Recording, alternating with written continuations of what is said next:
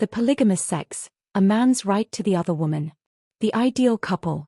To be a man's protégé is to be provided for and to have material security. To be a man's sex partner means to be desired, it means pleasure.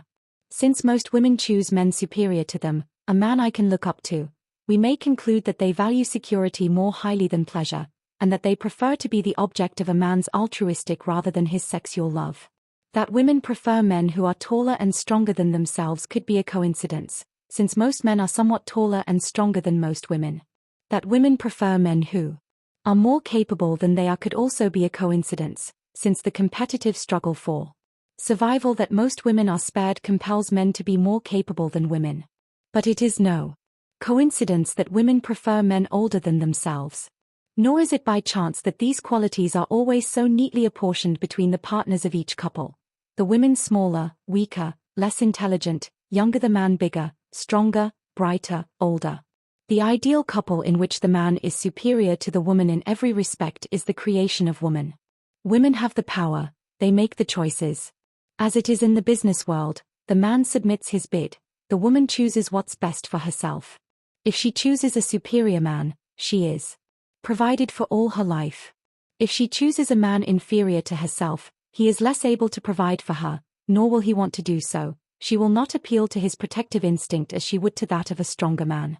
Undersized, weak boys learn early in puberty how hard it is for them to find a girl. When they are full grown as short, unathletic men, their luck with women remains the same.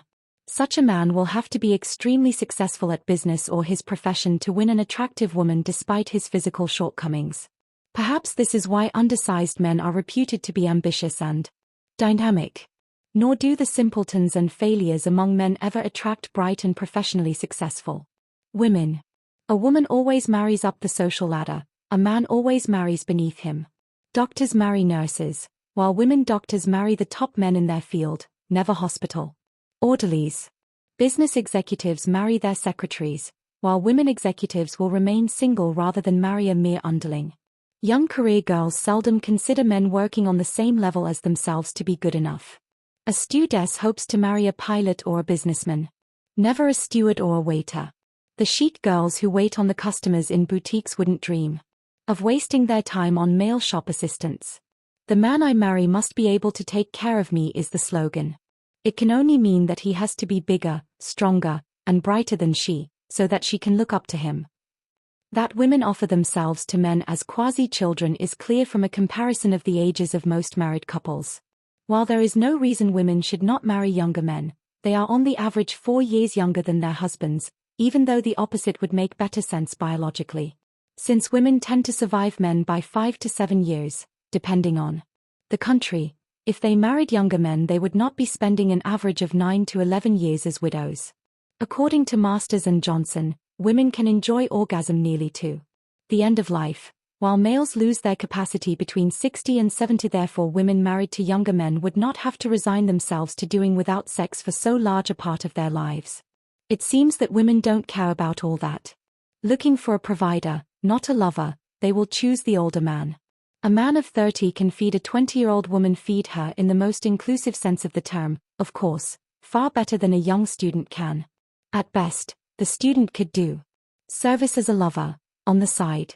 As long as the legal provider doesn't hear of it, lest it spoil his taste for working to bring home the bacon.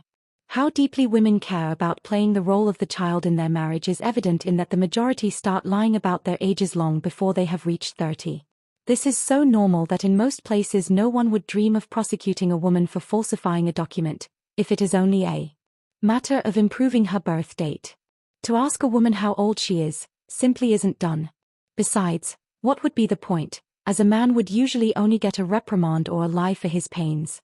Many business firms customarily publish lists with their employees' birth dates, so that mutual birthday courtesies can be extended. For female employees, they list only day and month, with 3 dots for the year. Chivalry is not dead. There is, of course, another way of looking at this. A pitiless, male-dominated world, say the feminists, forces women to lie and cheat to survive. But why only women, why not men, too? A woman who sells herself as a child is necessarily bound to simulate eternal youth. But when she palms herself off as younger than she is, suggesting to men that youth is a woman's supreme feminine quality. She is not so much following a pitiless dictate of society as she is herself, mercilessly discriminating against all those women who are or seem to be older than herself and who make up a fairly substantial part of that society. Let us note only in passing that she is also giving her sex a bad name for dishonesty. None of this bothers her in the least. Women don't mind being considered dishonest any more than they mind being considered to be stupid. Like intelligence, honesty enjoys a low priority on their scale of values. What matters to them is the helpless look, which mobilizes the males' protective instinct like nothing else. Honor, in the sense implied here, is something women feel they can well do without.